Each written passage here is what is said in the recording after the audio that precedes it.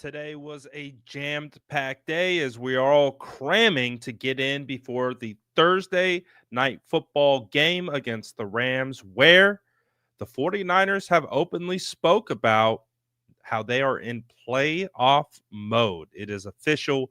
It's been engaged, and they are in a situation where they do believe it's do or die. So we're going to talk about all that stuff.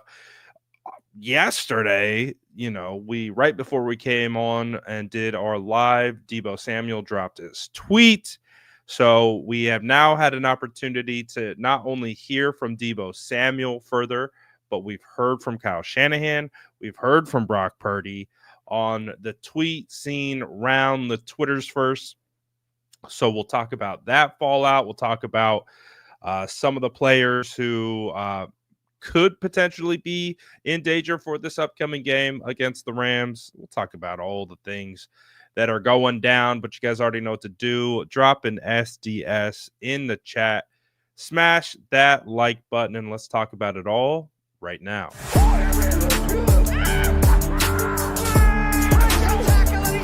Smash that like button if you haven't already. Love to see it.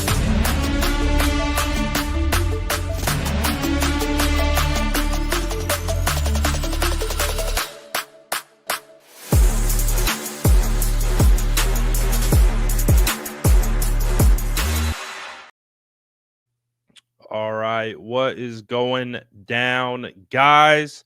Hopefully you guys will be going to the game today. If you will be going to the game, make sure you tap in with TickPick. Use my code SF9ers. You get an additional $20 off your ticket purchases, all that good stuff. And Tyler says, Brad, any more thoughts on the get to the point allegations? No comment. No comment. I plead the fifth. 1, 2, 3, 4, fifth. I plead the fifth on that one. It's I guess what should we talk about first? Should we talk about do we want to talk about the Deebo tweet, since everyone has had an opportunity to most likely see the responses from Kyle Shanahan and John Lynch, or not? Yeah, we have heard from John Lynch. We heard from John Lynch today and Brock Purdy, and we heard from Deebo Samuel as well. So, I mean, since we last spoke about it, the tweet got worse, believe it or not. Like, we instantly came on here and said that was a bad tweet. Probably shouldn't have tweeted that, to the point where it got community noted. And I'm sure if you are on X, you understand what that is, where they add additional context to tweets. And the context said he was struggling. And then he has since deleted the tweet because when it got community noted, everyone started like losing it that he got community noted.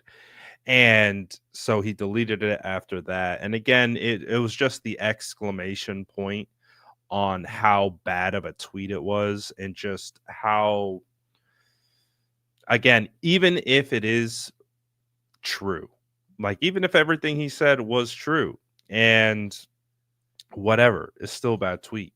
And I talked about it in the video earlier, when I showed all three of their responses. And I likened it to the situation that's happening with the Philadelphia Eagles right now, because in Philly, there is like this crazy drama going on between AJ Brown and Jalen Hurts, and this like open dialogue of dysfunction. AJ Brown was asked, after the game or after a practice, I can't even remember, it was in a media situation, what the offense could do better, and he said passing. And obviously that was a shot at Hurts, his quarterback. And so now everyone's given opinion, This player's got a podcast, that player's got a podcast. Terrell Owens is hopping in. So their whole drama, because they've made it open, is now for everyone to consume. And that's what that tweet was. That was something that didn't need to be out there. It didn't need to be discussed. It didn't need to be tweeted, and it did absolutely zero good, to the point where John Lynch, Kyle Shanahan, and Brock Purdy had to answer on it today. And guess what? John, Kyle, and Brock all handled it perfectly well. They all had Deebo's back. They all, they didn't pour any gasoline on the fire. They were just like, yeah, we get it. We need to work on getting Deebo the ball better, more. And, we all want to get our players the ball. And they all handled it really, really well. And then it was Deebo's time to talk about it. And he said like 15 words on it. Like, just like, oh my God, man. Like, like, that was a perfect opportunity to be able to take the mature road. I don't know, take some ownership of it, say, oh, it's having a moment, blah, blah, blah, move on. But he didn't say anything. And it's like, man, you put your general manager, your head coach, and your quarterback all in a position to answer for your tweet. And when it's time to come to talk to you about your words, you have nothing to say. I mean, that I did not like. You want to talk about being a captain, you want to talk about being a leader. That is not leadership stuff. Like, that's not how you handle it. That's not how you move. That's not how, you're coming off this win against the Chicago Bears where they have this team meeting. You've got Brock speaking. You got Diamador Lenore speaking.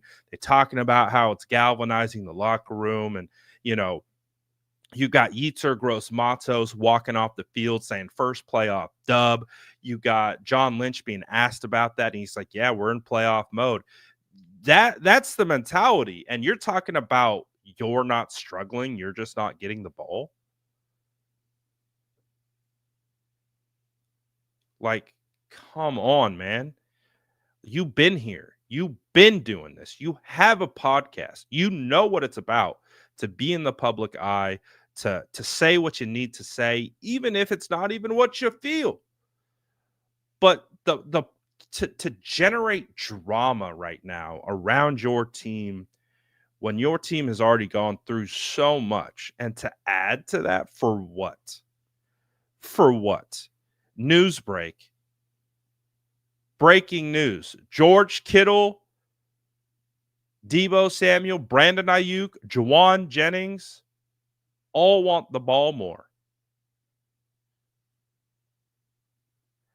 What do we know about Kyle Shanahan and his offense? It goes wherever it goes. Brock isn't, we just had Brock answer questions about why Ricky Pearsall hasn't been getting the ball over the last 3 weeks, because it hasn't been going his way.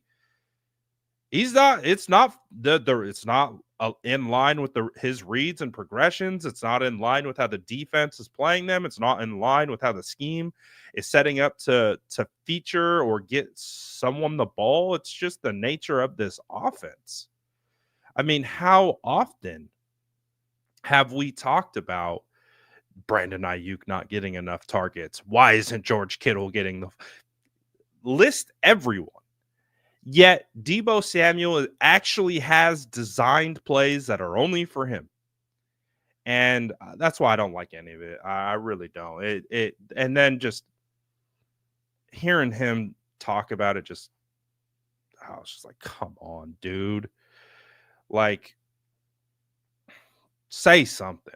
So anyways, I wasn't a big fan of that, and I'm a fan of Deebo. I like Deebo. I think he's had a rough go. I think people have been piling on him this year. I think people have been straight a-holes to him this year. And I could get why he would have some hesitancy to speak, but you put yourself in that position to speak. You put the spotlight on yourself. You brought the attention to your front door. So now, talk about it. So I don't like how he handled it. But anyways, I thought everyone else did a great job. I thought everyone handled it well. I thought Brock handled it well. I thought Kyle handled it well. I thought John handled it well. I didn't think Deebo handled it well, but it is what it is. So I don't think they're gonna let this bother them. Like it's a tweet. Like who cares, right? Uh, you know, um, we're gonna move on. This isn't the first time that Brock has heard from a wide receiver that they want the ball, right? It's not the first time he's heard that. Probably heard it in college, probably heard it in high school, probably heard it in the pros. It's not the first time. This isn't going to shake anyone's world. Again, it all it does is create outside noise. That's all this does. I actually don't really think it impacts this team at all. I think they're just like whatever. Like, oh, Deebo tweeted that he wants the ball more. Shocking. Like, I don't think they care. Inside that building, it's just everyone outside, right? This is fuel for them to talk and be negative, and it is what it is. So this is the hope. Now, this is the hope that he comes out with a fire lit under his butt, and he comes out and he balls out, and he has uh, you know, a prototype. What would we call it? I don't even know. Prototypical is the word. A typical Deebo performance against the Rams. Debo's always played well against the Rams, so I think that's really what you're looking for. All right, Deebo, you're going to get more opportunities. Um, Now take advantage of them. Turn it into something. Do something with it. All right. Let's see it on the field. So anyways, I think that's about probably going to be the last we talk about that. Um, Whatever. I'm over it. I didn't like it. I didn't like it from the start. Didn't like it how it finished. Wasn't a fan of it, but it is what it is. Let's talk about some of the stuff that happened today. The 49ers started the morning off with restructuring Javon Hargrave's contract. They basically took his base salary and they restructured it to effectively be the vet minimum. It also moves some space around for them to effectively designate Javon Hargrave with the post June 1st cut and have as least amount of cap hit ramifications once they move on from that contract. So it does sound like the 49ers are um, angling to move beyond Javon Hargrave. So that happened earlier this morning. So I don't think anyone is too upset about that. I don't think anyone's surprised by that. I think from what I have seen from most 49er fans, they have been, underwhelmed with Javon Hargrave based on the contract that he got. So I think fans are probably in the mindset that they don't mind moving on from that one. So that's probably coming down the pipe in the future. With some of the practice reports from today, Nick Bosa and Trent Williams still did not practice today. So that kind of made me nervous because I really did want to see them at minimum turn in a limited participation before this Thursday's game. They still have an opportunity to do so tomorrow for that practice availability. So we'll have to keep that in mind. Also, in regards to Isaac Guerrero, we know he's going to be they're going to be ultra precautionary with his involvement this week because he's got the foot sprain. So with him, I don't really expect him to practice this week, but I do think he has a chance to start this game. So what I'm potentially thinking here is, I'm thinking that hopefully Isaac Guerrero gets a limited participation, and that will be all we need to see. And then we're like, all right, Isaac's going to be able to go. He's going to be able to start in this one because he's really been running well and playing well. And hopefully he will be good to go. So that's one thing we're going to be watching for tomorrow. Ben Barch in practice, but as we know, he's likely done for the year with a high ankle sprain. And uh, based on, I think, where we're headed, is it does appear that we are going to see the return of Dre Greenlaw make his season debut against the Rams, which is a welcome sight. I think we all are looking forward to the return of Dre Greenlaw, and especially in a game where, let's face it, the season is on the line. I talked about it earlier. Again, I was watching the 49ers put out this awesome, like, mic'd up type of behind the scenes look. And of course, Yetur Gross-Matos goes out. He has a phenomenal performance, 3-sack performance. And at the end of it, he's walking off the field. Mind you, it's week 14, and he says, first playoff dub. And it just struck me. I'm like, first playoff dub. And I'm just sitting there thinking about it. I'm like, first playoff dub. It's week 14, first playoff dub. And I was like, that's the mindset. That's the message in the locker room. That's where they're at. First playoff dub is they are treating every single game as an elimination game.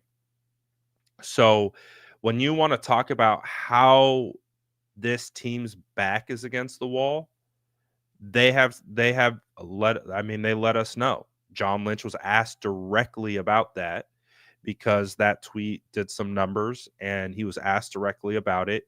And he said, yeah, that's accurate. We are in playoff mode. We have to win. So basically the way that they're looking at it is, now it's been this way since week 12 against Green Bay Packers.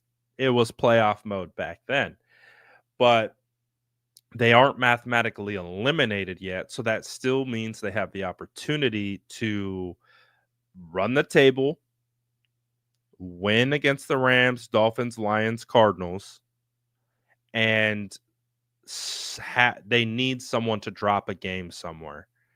And if they can get that and they win out, their chances to win, to get in the playoffs, which I think are below 10% right now, get higher.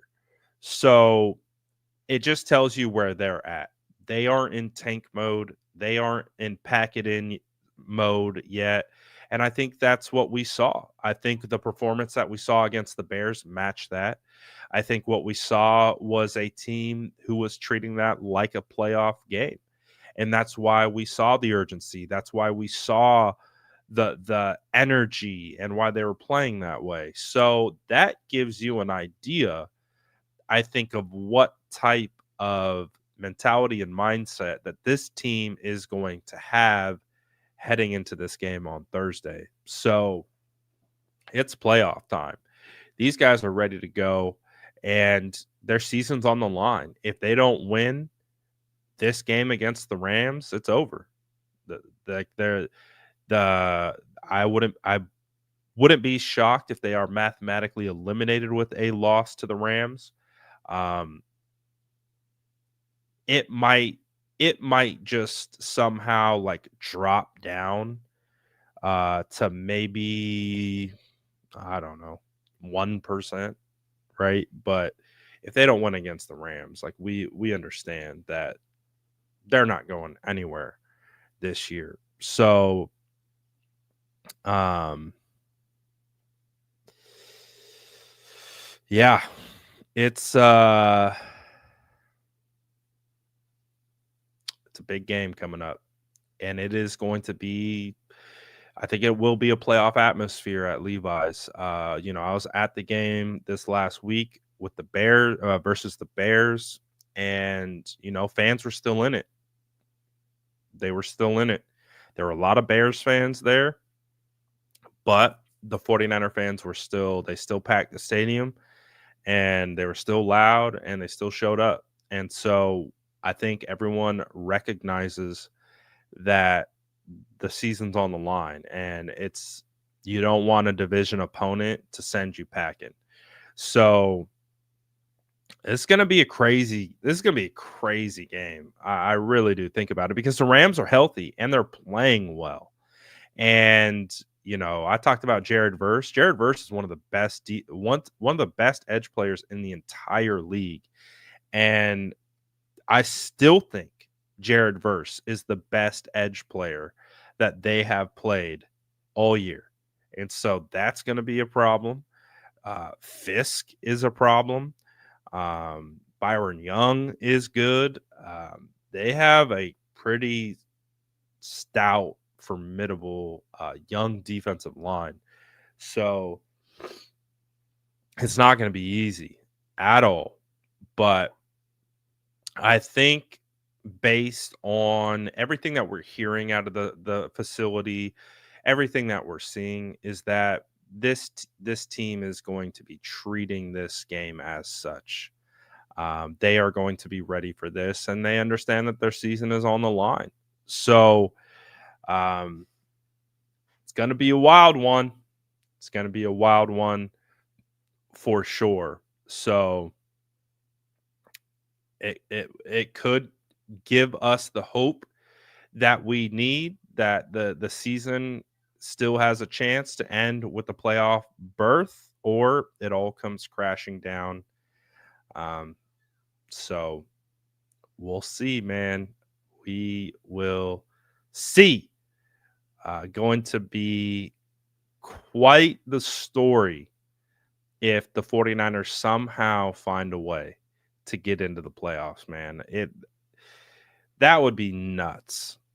But I feel like you got to have Trent back. I feel like you got to have Bosa back. I mean, I think you go all out. You got to go all out for this one. You have to. Got to beat the Rams. Can't stand the Rams. And it's not going to be easy. But if the 49ers can stack some momentum, be able to take what they did against Chicago, roll that into this week, we'll see. Jedi says we got sneaking in written all over us. Man, I'm hoping. I hope we can just eke in somehow. Just get your foot in the door. And if they can get their foot in the door, I mean, they talked about Javon Hargrave could return in the playoffs. So, I mean, you get Hargrave back in the playoffs, which again, I know fans aren't super excited about him, but still, that's a huge get on your interior defensive line to be able to get that guy back. And who knows, maybe he shows up charged up, ready to go.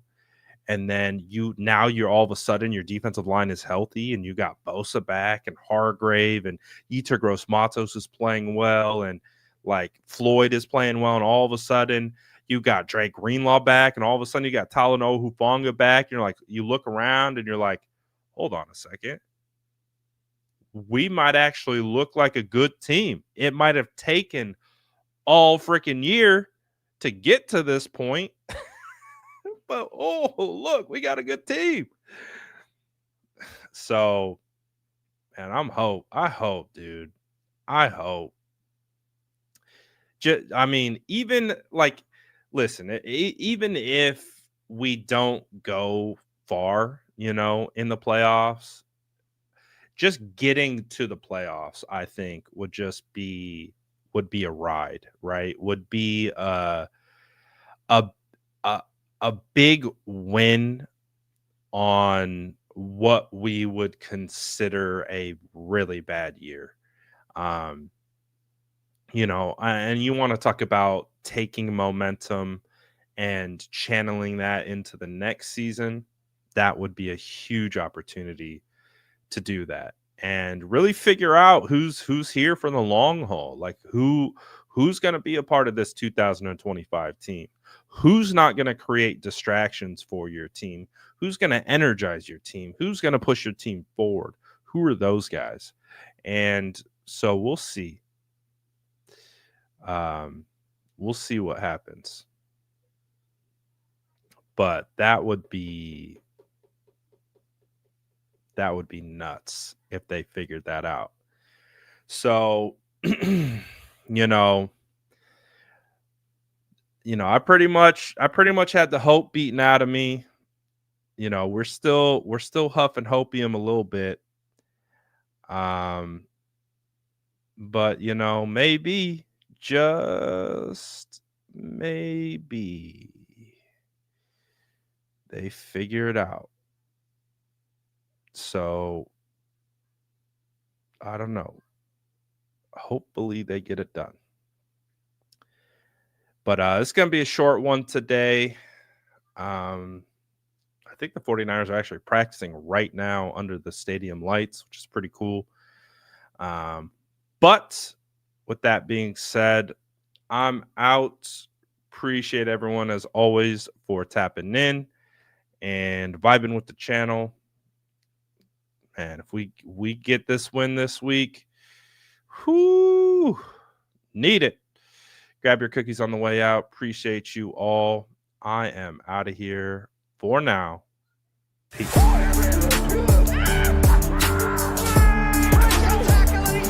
Smash that like button if you haven't already. Love to see you.